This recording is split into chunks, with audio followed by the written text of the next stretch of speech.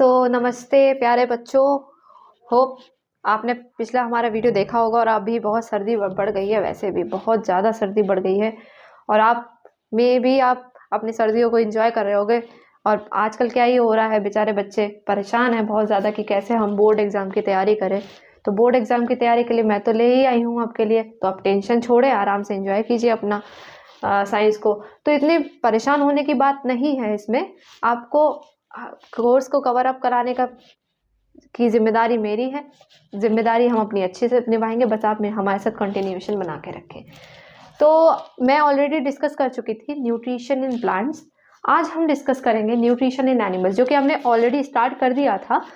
कल ही हमारा स्टार्ट हो चुका था, जिसमें हमने न्यूट्रिशन इन एमीबा पढ़ चुके थे। हम न्यूट्रिशन इन एमीबा कंप्लीट कर लिया था। आज हम पढ़ेंगे न्यूट्रिशन इन ह्यूमंस, कैसे न्यूट्रिशन ह्यूमंस में कैसे न्यूट्रिशन होता है।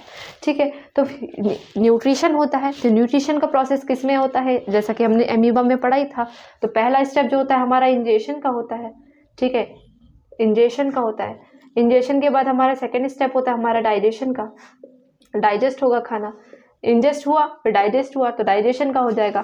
थर्ड हमारा हो जाएगा प्रोसेस जो कि हमारा एब्जॉर्प्शन है, तो एब्जॉर्प्शन में हो जाएगा। ठीक है, तो एब्जॉर्प्शन का प्रोसेस हो जाएगा। फोर्थ हमारा हो जाएगा एसिमिलेशन, तो एसिमिलेशन हो जाएगा प्रोसेस। तो ये हमारा किस में हो जाते हैं, 5 प्रोसेस में हमारा कन्वर्ट। और फिफ्थ हमारा लास्ट स्टेप है वो इजेशन। तो हमारा जो पूरा न्यूट्रिशन का जो प्रोसेस है वो 4 स्टेप्स में 4 स्टेप्स में कंप्लीट होता है।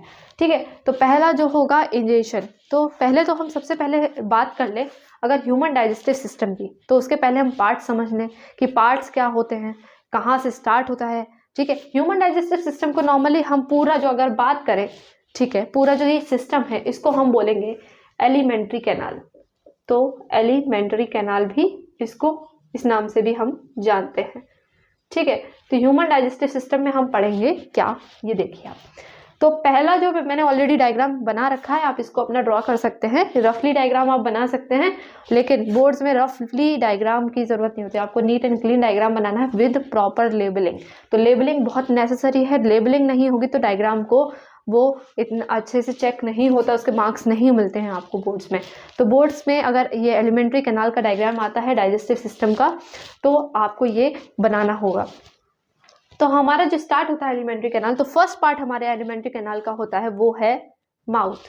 माउथ को हम बकल कैविटी भी बोलते हैं। क्या बोलते हैं, बकल कैविटी।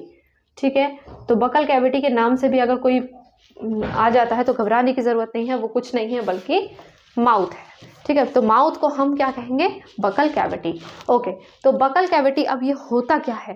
ठीक है, तो बकल कैविटी हमारे पास, बकल कैविटी के अंदर, ठीक है, अगर मैं बात करूँ, 1 मिनट इसको मैं रब कर देती हूँ। ठीक है, ये प्रोसेस हमको पता ही है कि कैसे होता है न्यूट्रिशन का प्रोसेस। ठीक है, ये ठीक है, ठंड बहुत हो रही है तो शायद इंक भी इसीलिए नहीं साफ हो पा रही है। ओके, तो बकल कैविटी जो है, तो बकल कैविटी का जो मेन वो है, तो बकल कैविटी के कहाँ पे ओपन होती है, बकल कैविटी किस किस चीज को इंक्लूड करती है हमारा, पहला हमारा हो जाता है टीथ, दूसरा हो जाता है हमारा टंग। ठीक है, तो टीथ एंड टंग दोनों मिलकर क्या फॉर्म करते हैं, बकल कैविटी, जिसको हम क्या कहते हैं, माउथ।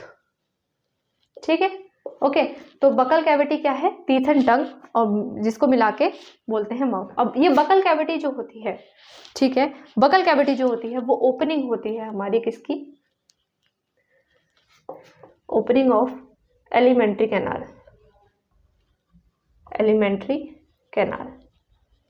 तो बकल कैविटी में बच्चों हमारी होती है कि एलिमेंट्री कैनाल की ओपनिंग को हम क्या कहते हैं, बकल कैविटी बोलते हैं या माउथ बोलते हैं। ठीक है, अब ये जो होता है, अब ओपनिंग तो है, तो ओपनिंग होगी तो क्या होगा, माउथ के इंजेशन में हेल्प करेगा। तो इंजेशन मतलब help in the ingestion of, मतलब फूड का, ठीक है, फूड का इंजेशन हो रहा है। ठीक है, तो help in the ingestion of food. ठीक है, तो फूड के इंजेशन में हेल्प होगा, मतलब फूड को इनटेक में। ठीक है, इंजेशन का मतलब होता है इनटेक, तो फूड को इनटेक अगर करेंगे तो उसमें माउथ का रोल होता है। अब फूड इनटेक हो गया हमारा, ठीक है। अब फूड जब इनटेक हो गया तो क्या होगा, अब काम होगा टीथ का। तो पहले तो हम टीथ की बात कर ले, ठीक है। एक एक करके हम सारे पार्ट पढ़ रहे हैं। वैसे यहाँ पे अगर मैं कंटिन्यूअसली अगर मैं ऐसे ही बता दूं नॉर्मली आपको, तो पहला माउथ हो जाएगा हमारा, ठीक है। सेकंड हमारा हो जाएगा टीथ, तो टीथ पे हम आ गए हैं। फर्स्ट हमारा माउथ कंप्लीट हो गया है, बस इतना ही हमको पढ़ना था माउथ में। बाकी फिजियोलॉजी हम पढ़ेंगे कि कैसे डाइजेशन का प्रोसेस होता है, बट पहले हमको क्या पता करना है, सारे पार्ट्स पता होने चाहिए कि पार्ट्स क्या होते हैं एलिमेंट्री कैनाल के, ठीक है। तो सेकंड हमारा हो जाएगा क्या, फर्स्ट हमारा हो गया माउथ, सेकंड हो गया हमारा टीथ। तो सेकंड जो टीथ है वो यहाँ पे देखिए आप, यहाँ पे मैंने लेबल कर रखा है, ठीक है। एंड थर्ड वन इज हमारा सलाइवरी ग्लैंड्स। तो सलाइवरी ग्लैंड्स भी होते हैं प्रेजेंट, ठीक है, जो कि सलाइवा को सिक्रीट करते हैं। अभी हम सब पढ़ेंगे, धीरे धीरे करके सब कवर अप करेंगे, उसमें कोई घबराने की जरूरत नहीं है, सब कुछ कवर अप हो जाएगा। नेक्स्ट हमारा फोर्थ जो होगा, हमारा फोर्थ पार्ट है एलिमेंट्री कैनाल का, वो है फेरिंग्स। इसके बारे में भी हम डिटेल में पढ़ेंगे, हाँ। फिफ्थ हमारा हो जाता है ईसोफेगस। ईसोफेगस को हम क्या कहते हैं, फूड पाइप भी बोलते हैं, फूड पाइप भी बोलते हैं। ईसोफेगस की हर जगह स्पेलिंग जो होती है वो अलग होती है, डिफरेंट होती है। कहीं कहीं किसी बुक में EOSOPHAGUS भी लिखा है, कहीं पे OESOPHAGUS भी लिखा है। तो इसमें घबराने की जरूरत नहीं, वो एक ही वर्ड है जिसको हम ईसोफेगस बोलेंगे, जिसको हम कॉमनली बोलते हैं फूड पाइप, ओके। तो फिफ्थ हमारा ईसोफेगस हो गया। सिक्स्थ हमारा पार्ट है लिवर, ठीक है। धीरे धीरे पार्ट क्या हो रहा है, धीरे धीरे हम लोग इसको नीचे की तरफ बढ़ रहे हैं। तो सिक्स्थ हमारा पार्ट हो गया लिवर।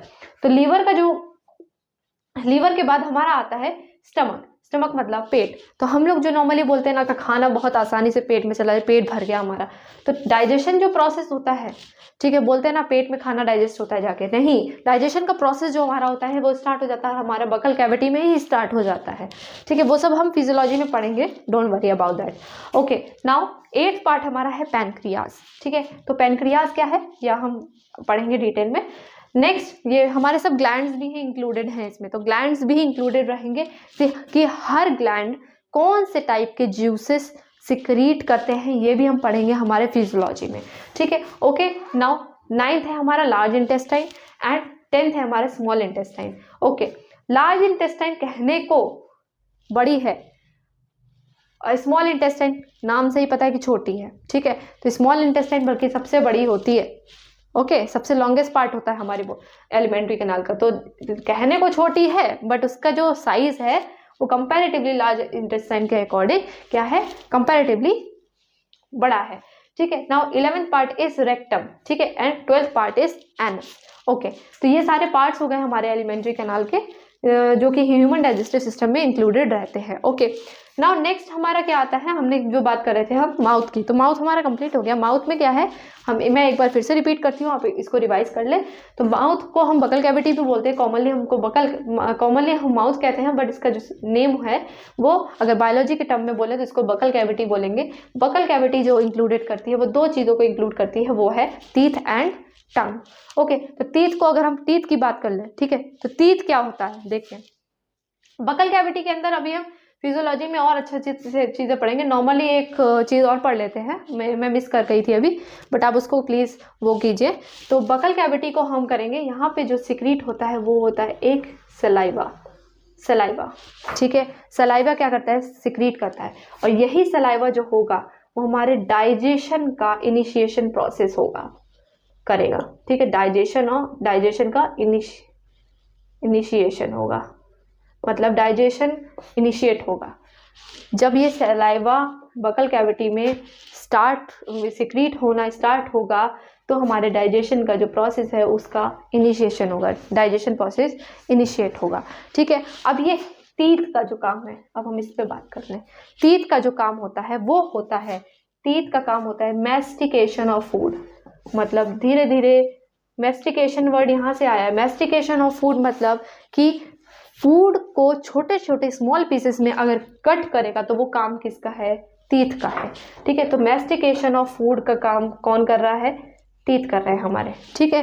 तो टीथ का काम क्या है, मैस्टिकेशन ऑफ फूड। तो teeth helps in mastication of food, okay, clear है। अब टीथ का ये बात हो गई, अब टीथ के हम इसका वो पढ़ ले।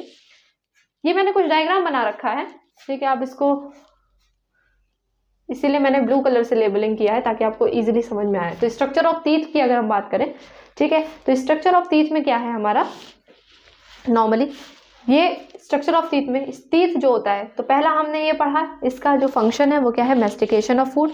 अब टीथ की प्रॉपर्टीज क्या है, तो टीथ की चीजें क्या है, फीचर्स क्या है, तो टीथ क्या है, हार्ड स्ट्रक्चर है, हार्ड स्ट्रक्चर होता है, ठीक है, हार्ड स्ट्रक्चर होता है, ठीक है, ओके। इसका काम क्या है, मैस्टिकेशन ऑफ फूड, मतलब फूड को कट करना, देन शेयर करना एंड मेस्टिकेट करना, ठीक है, ओके। ये काम किसका है, टीथ का है, ठीक है।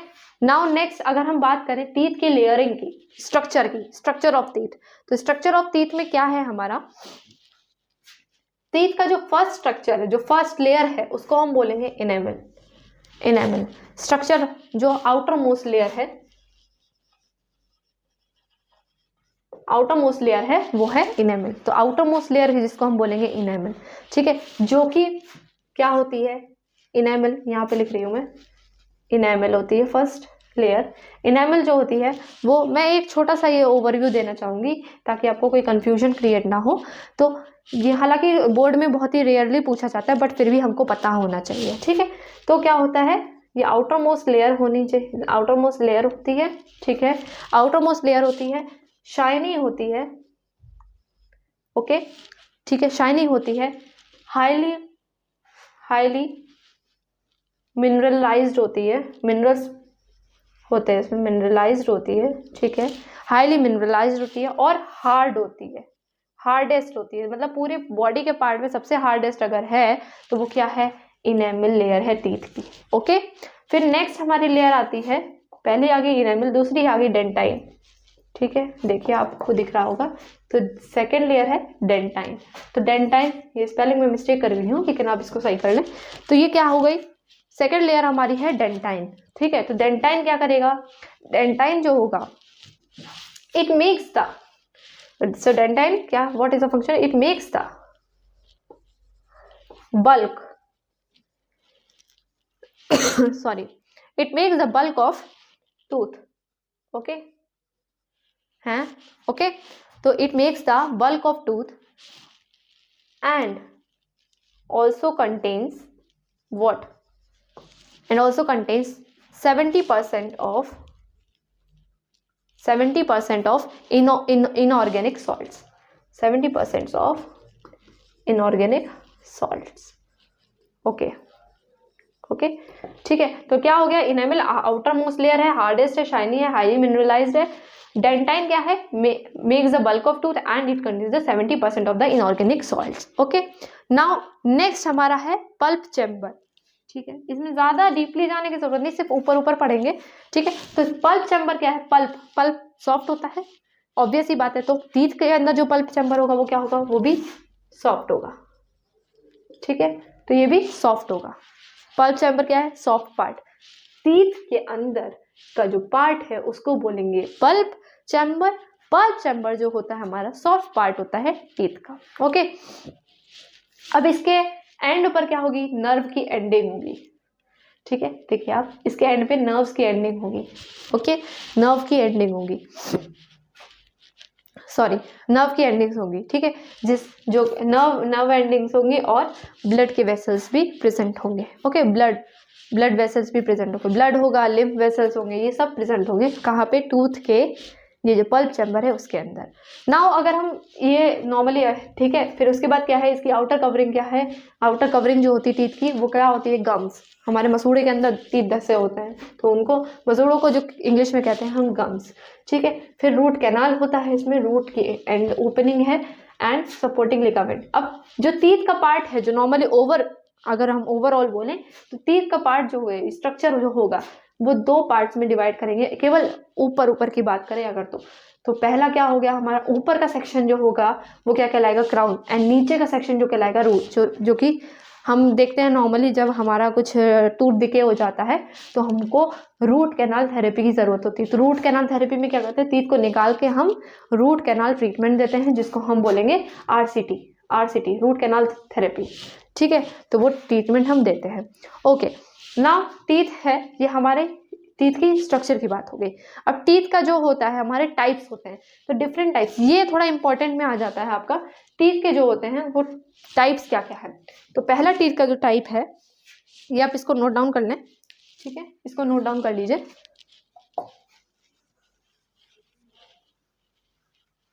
इसको नोट डाउन कर लें बाद में, ओके। वीडियो पॉज करके आप इसको नोट डाउन कर लें।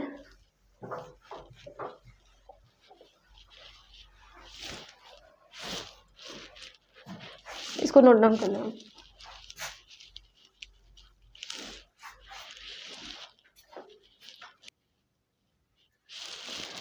हाँ, तो शायद आपने नोट डाउन कर लिया होगा। उसमें हमने बात कर ली थी स्ट्रक्चर की। अब हम बात करेंगे टाइप्स ऑफ टीथ की। तो टीथ के टाइप्स क्या है।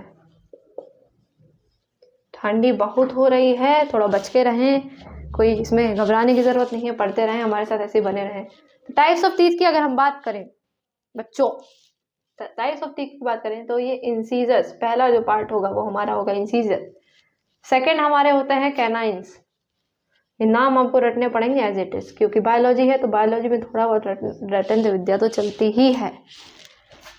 थर्ड है हमारा मोलर्स एंड फोर्थ है हमारा प्री मोलर्स, ठीक है।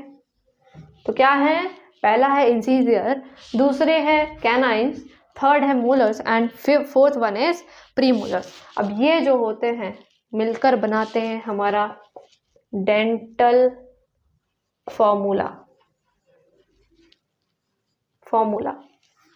Formula okay, dental formula. तो डेंटल फॉर्मूला क्या है, 2, मतलब इंसीजर कितने हैं, 2, ठीक है, 2 इन नंबर, 2 इंसीजर।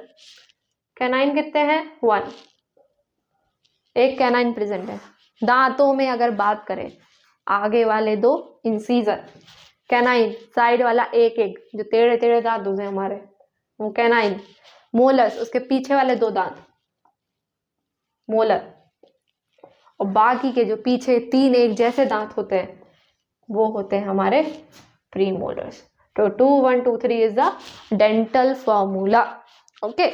तो डेंटल फॉर्मूला, तो इंसीजर का काम क्या होता है, केवल काटने के लिए। आगे से अगर फूड कुछ कट करना है, सेब खाते हो, सेब खाने में क्या होता है, काटते हो ना, तो आगे के 2 दांत को यूज करके होते हैं। कैनाइंस का काम क्या होता है, नॉर्मली टीयरिंग के लिए यूज होता है, कुछ अगर ऐसे करके फाड़ना है तो उसमें कैनाइंस यूज कर लेंगे। मोलर्स नॉर्मली किसके लिए यूज होते हैं, अरे धीरे धीरे जो फूड को क्या करते हैं, हमको चबाना होता है, कभी कभी कटिंग के लिए भी यूज कर लेते हैं, तो मोलर्स का काम हो जाता है। और फिर बाद में मैस्टिकेशन ऑफ फूड हो रहा है किसके थ्रू, प्री मोलर्स के थ्रू, ठीक है। लास्ट में तो ये जो 3 दांत है, 3 दोनों साइड, ऊपर नीचे दोनों साइड 3, ये एक तरफ का है फॉर्मूला, ठीक है। तो ये क्या है, डेंटल फॉर्मूला एक साइड का है। तो टाइप्स ऑफ टीथ कितने हो गए हमारे, 4 टाइप के टीथ हो गए, incisors, canines, molar, pre molar, ये 4 टाइप के टीथ हो गए।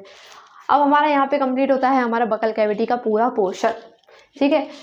फिजियोलॉजी हम पढ़ेंगे, मैं फिर रिपीट कर रही हूँ, फिजियोलॉजी हम पढ़ेंगे, घबराने की जरूरत नहीं। पहले एक एक पार्ट को हम क्या करेंगे, जानेंगे कि क्या होता है। तो इसीलिए फर्स्ट हमने कंप्लीट कर लिया है माउथ, जिसमें हमारे टीथ और टंग दोनों का हो गया। हाँ, टंग का नॉर्मली मैंने नहीं बताया, शायद थोड़ा सा बता देती हूँ, क्योंकि टंग का इतना ज़्यादा वो है नहीं। टंग के ऊपर क्या होते हैं, कुछ टेस्ट बर्ड्स प्रेजेंट होती हैं, टेस्ट बर्ड्स होती हैं। टेस्ट बर्ड्स का काम क्या होता है, टेस्ट बर्ड्स का काम क्या होता है, वो क्या टेस्ट को डेवलप करती है ना। तो अगर टेस्ट आएगा तो टेस्ट बर्ड्स जो प्रेजेंट होंगी टंग के ऊपर, उससे हमको टेस्ट आता है फूड का, ठीक है, ओके। तो टंग का इतना ही हमको पढ़ना था। अगर हम नेक्स्ट बात करें सेकेंड पार्ट की, तो सेकेंड पार्ट हमारा है ईसोफेगस, ठीक है। ये कंप्लीट कर लिया ना, माउथ हो गया, टीथ हो गया। थर्ड पार्ट हमारा है, अभी हम सैलाइवरी ग्लैंड्स पढ़ेंगे, बट अभी हम मेन पढ़ ले रहे हैं, वो है हमारा ईसोफेगस। ईसोफेगस को हम फूड पाइप भी बोलेंगे, ठीक है, ओके, फूड पाइप भी बोलेंगे। तो फूड पाइप का काम क्या होता है, पहले तो देख लें ये होता क्या है। तो ये मस्कुलर ट्यूब होता है, देखिए ना, ट्यूब लाइक स्ट्रक्चर है ना, ये ट्यूब लाइक स्ट्रक्चर है। तो मस्कुलर ट्यूब जो होता है वो क्या है, हमारा ईसोफेगस, ठीक है। इसका जो फंक्शन होता है, क्या होगा फंक्शन, नॉर्मली बात है कि क्या करेगा, ट्रांसपोर्ट करेगा। फूड यहाँ आया माउथ में, माउथ से अगर ट्रांसपोर्ट होगा फूड तो किसके थ्रू होगा, ईसोफेगस के थ्रू होगा। तो कहाँ पे लेके जाएगा फूड, स्टमक में। ठीक है, तो स्टमक में अगर फूड आ रहा है तो वो किसके थ्रू आ रहा है, ईसोफेगस के थ्रू हो रहा है। तो क्या करेगा ये कि फूड का ट्रांसपोर्टेशन, फूड या फ्लूइड, कोई भी पानी वानी पीते हो जो तुम लोग, तो फूड का ट्रांसपोर्टेशन अगर हो रहा है तो वो कौन कर रहा है, ईसोफेगस कर रहा है हमारा। ठीक है, ईसोफेगस मतलब फूड पाइप। ठीक है, अब इससे जुड़ा एक चीज है कि फूड जा तो रहा है लेकिन ऐसे इतनी इजीली नहीं जाएगा ना। तो क्या होगा, जो माउथ में जो सलाइवा सिक्रीट हो रहा है हमारे, ठीक है, तो वो पहले तो हार्ड फूड होता है ना, बाद में क्या होता है, सलाइवा से मिक्स होता है वो फूड। सलाइवा से मिक्स होके वो फूड क्या होता है, सलाइवा आएगा फूड में मिक्स होगा। ठीक है, उसको क्या करेगा, हार्ड से सॉफ्ट में बनाएगा। तो जो हार्ड से सॉफ्ट फूड बन रहा है वो उस फूड को हम बोलेंगे बोलस। Bolus, BOLUS, bolus. तो बोलस में वो फूड कन्वर्ट होता है और वो फूड कन्वर्ट होके क्या होता है, एक मूवमेंट करता है हमारे फूड पाइप में। तो वो मूवमेंट किस टाइप का होता है मैं आपको बता देती हूँ। वो मूवमेंट इस टाइप का होता है। ठीक है, फिर फूड क्या होगा, नीचे आएगा, इस टाइप का मूवमेंट करेगा। तो ये मूवमेंट जो कहलाता है, धीरे धीरे फूड नीचे जाएगा ना तो इस तरह का स्ट्रक्चर बनाता जाएगा। तो ये फूड पाइप में जो स्ट्रक्चर होता जाता है ये बोलस के मूवमेंट की वजह से, इस मूवमेंट को हम कहेंगे पेरिस्टाल्टिक मूवमेंट। ठीक है, पेरिस्टाल्टिक मूवमेंट। तो इस मूवमेंट को कहेंगे पेरिस्टाल्टिक मूवमेंट या पेरिस्टालिसिस। पेरिस्टालिसिस। ओके, तो ये मूवमेंट क्या कहलाएगा, पेरिस्टालिसिस। ओके, तो ये क्लियर हो गया होगा आपको। ठीक है, ये मूवमेंट अगर हम बात करें, इसका जो डेफिनेशन अगर हम करेंगे तो क्या है, कांस्टेंट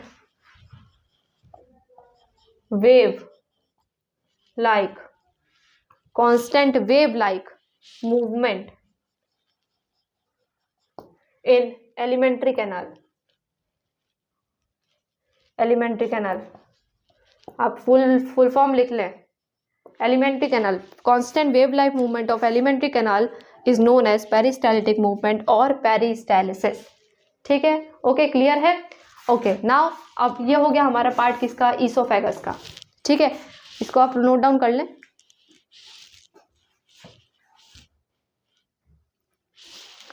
तो आपने ये नोट कर लिया होगा, नोट कर लें। ठीक है, तो इतना टाइम नहीं है मेरे पास, सॉरी, क्योंकि मुझे कोर्स कंप्लीट करना है। वीडियो पॉज करके आप इसको नोट डाउन कर लें। नेक्स्ट हमारा आता है पेरिस्टालिसिस मूवमेंट, समझ में आ गया। ठीक है, ईसोफेगस समझ में आ गया, माउथ का समझ में आ गया, टीथ का समझ में आ गया, इतना हमारा कवर अप हो गया। नाउ नेक्स्ट हमारा पोर्शन आता है स्टमक। नेक्स्ट हमारा पोर्शन है स्टमक। स्टमक के बारे में पढ़ेंगे हम। फिर से रिपीट कर रही हूँ, फिजियोलॉजी पढ़ेंगे, टेंशन वाली बात नहीं है, हमारे साथ ऐसे ही आप कंटिन्यूएशन बना के रखें। ओके, तो हमारा आता है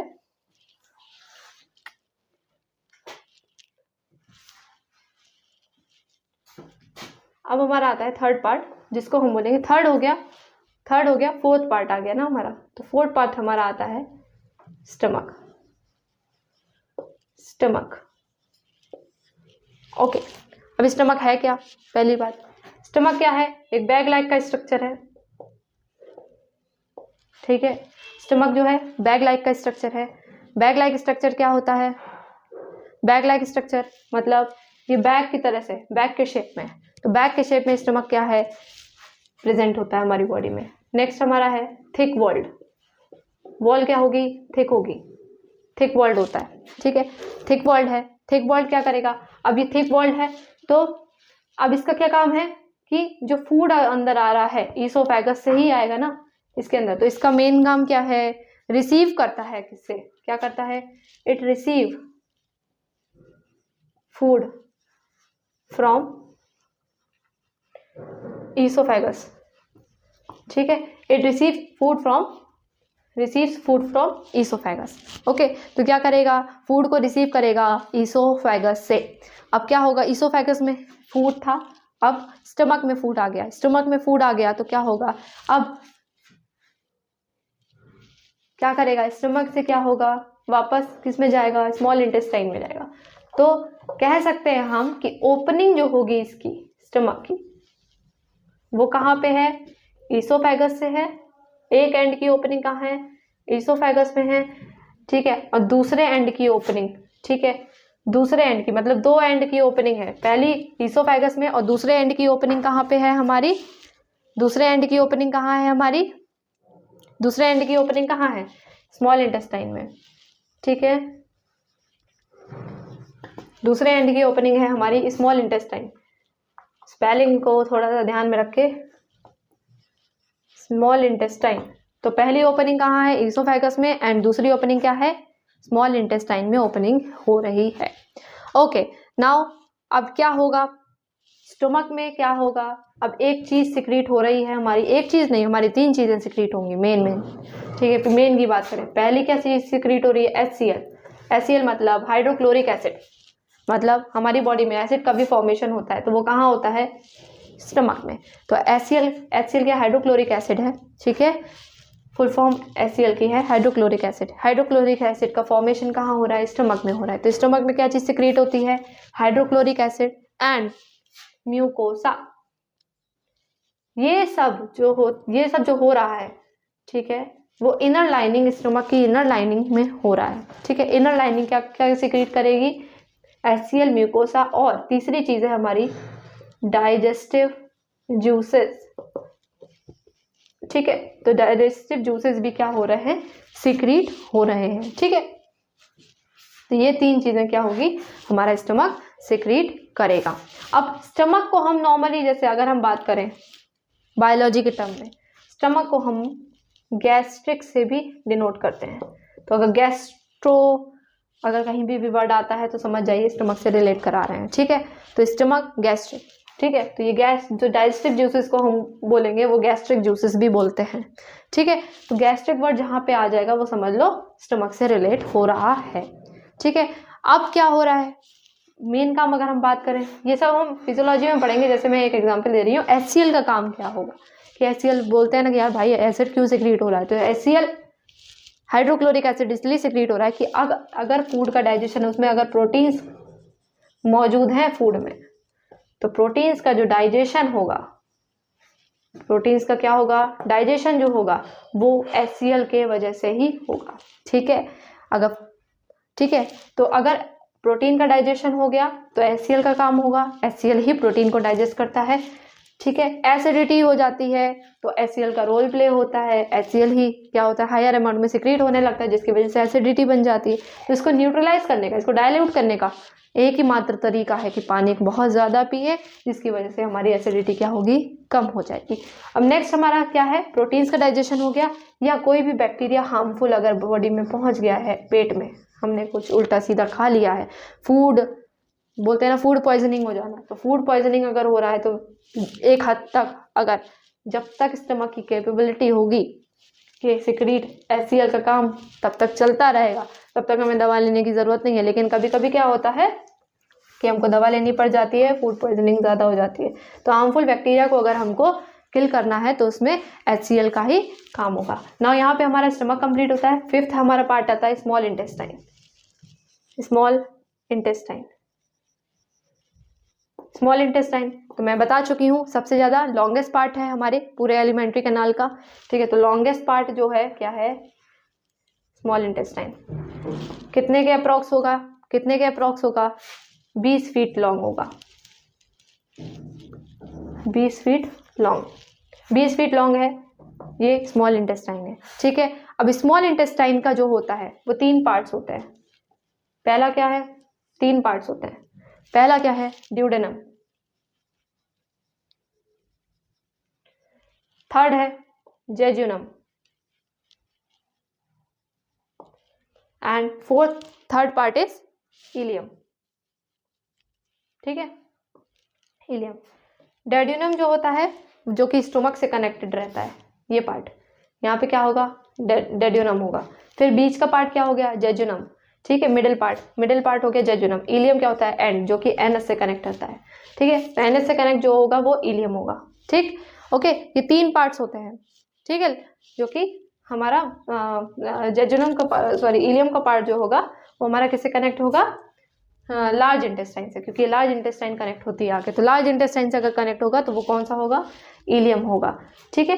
एंड ड्यूडेनम जो होगा वो हमारा स्टमक से कनेक्ट होता है, जेजुनम हमारा मिडिल पार्ट कहलाता है, ओके। तो ये हमारा स्मॉल इंटेस्टाइन है। अब इस स्मॉल इंटेस्टाइन में क्या होता है, ऊपर सरफेस पे कुछ इस तरह से फिंगर लाइक प्रोजेक्शंस बनते हैं, जो कि फिंगर लाइक अंदर की तरफ, ठीक है, फिंगर लाइक इनर सरफेस में, ठीक है, फिंगर लाइक प्रोजेक्शंस बनते हैं। ये इनको क्या बोलेंगे, इनको बोलते हैं हम विलाय, क्या बोलते हैं, विलाय। तो ये हो गया हमारा पार्ट स्मॉल इंटेस्टाइन का। फिजियोलॉजी में पढ़ेंगे कि स्मॉल इंटेस्टाइन का रोल कैसे हमारा डाइजेशन में हेल्प होता है, ये फिजियोलॉजी में पढ़ेंगे, ओके। नाउ 6 पार्ट हमारा आएगा, इसके बाद लार्ज इंटेस्टाइन। तब तक आप इसको नोट डाउन करिए।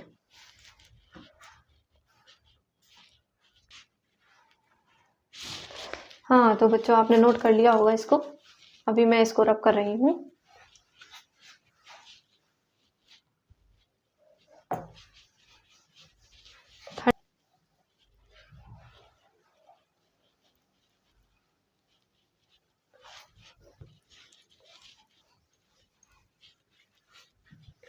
टूथ का, ये टीथ का स्ट्रक्चर भी बिगाड़ दे रही हूँ क्योंकि हम इसको ऑलरेडी कवर अप कर चुके हैं, ताकि हमको और थोड़ा अच्छे से स्पेस मिल जाए एक्सप्लेन करने के लिए, ओके।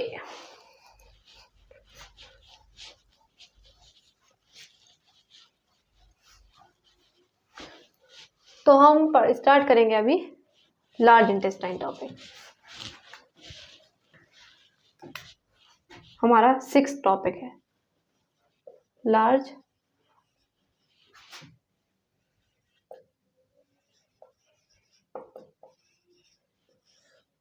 Intestine, okay. तो लार्ज इंटेस्टाइन में हम पढ़ेंगे क्या, देखिए लार्ज इंटेस्टाइन, स्मॉल इंटेस्टाइन क्या था हमारा, 20 फीट लॉन्ग था, 20 फीट लॉन्ग है। वेट एक सेकेंड,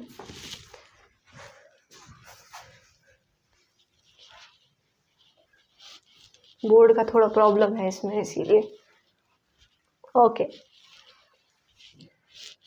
तो लार्ज इंटेस्टाइन हमारा 6th टॉपिक है।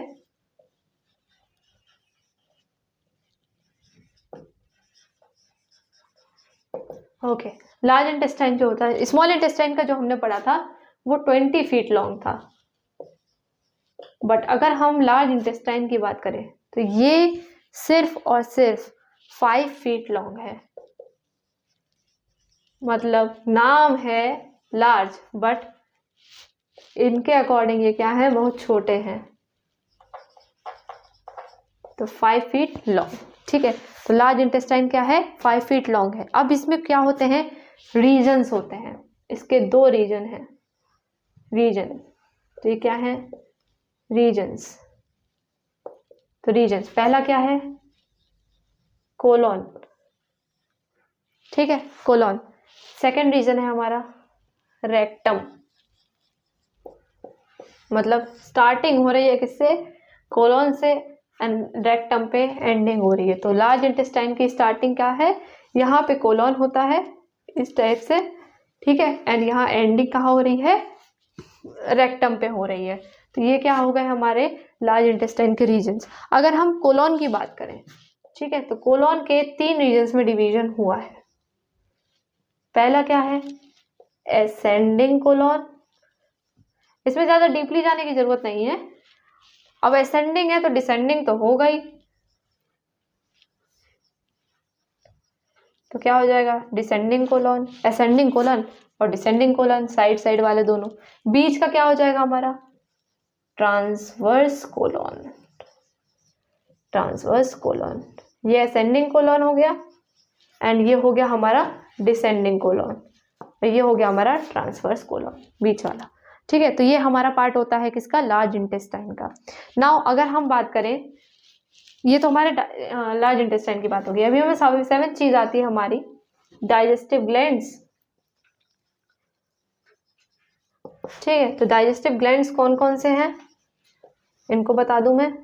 डाइजेस्टिव ग्लैंड्स मतलब पहला जो वर्ड आता है वो क्या है, पहला जो डाइजेस्टिव ग्लैंड में अगर डिवीजन करते हैं डाइजेस्टिव ग्लैंड्स का, तो पहला जो ग्लैंड है वो है सलाइवरी ग्लैंड। और सलाइवरी ग्लैंड है तो नाम से ही डिनोट होता है, नाम से ही पता चलता है।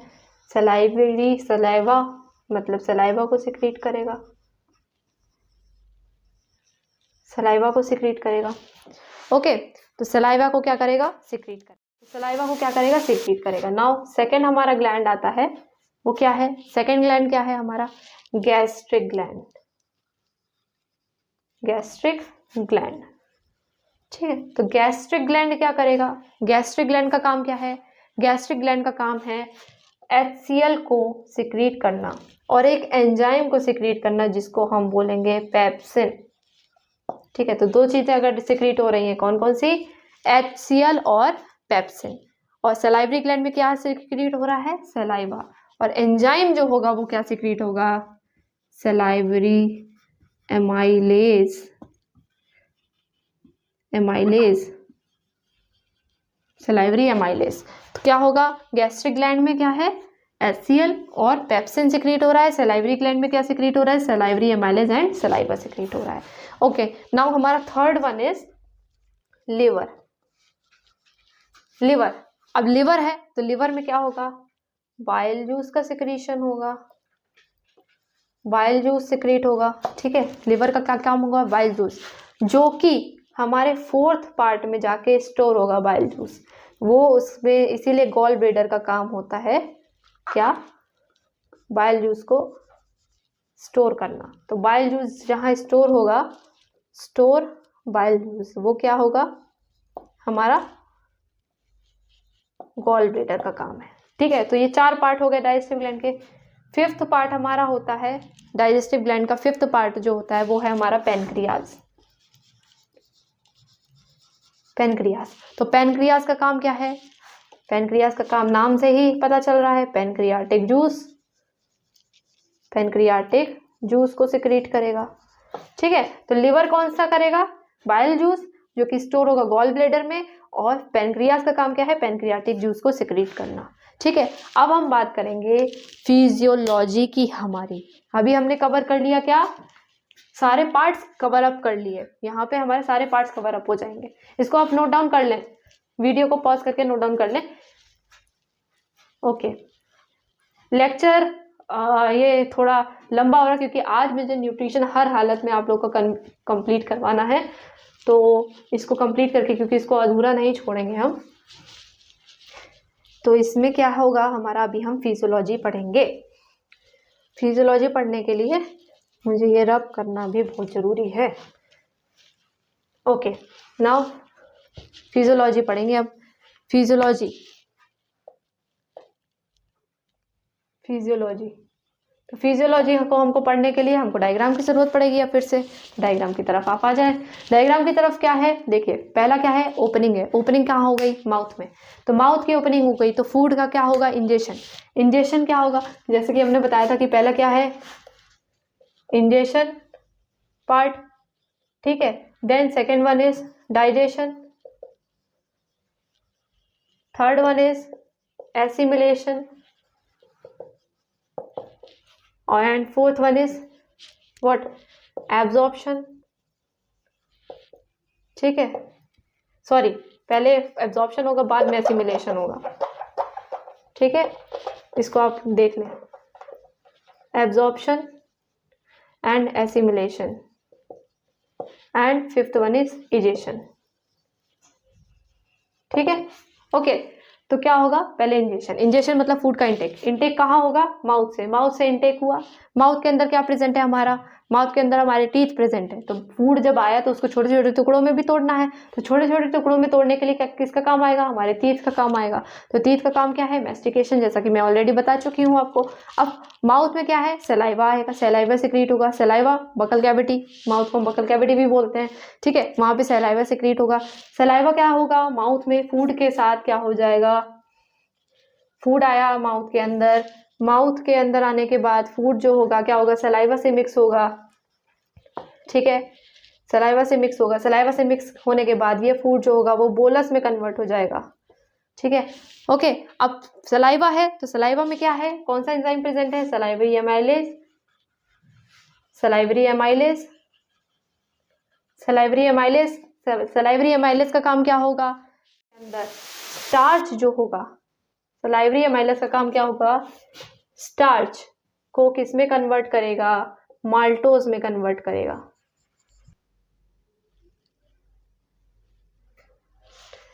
तो स्टार्च सलाइवरी एमाइलेज के प्रेजेंस में क्या बनाएगा, माल्टोज बनाएगा, ठीक है।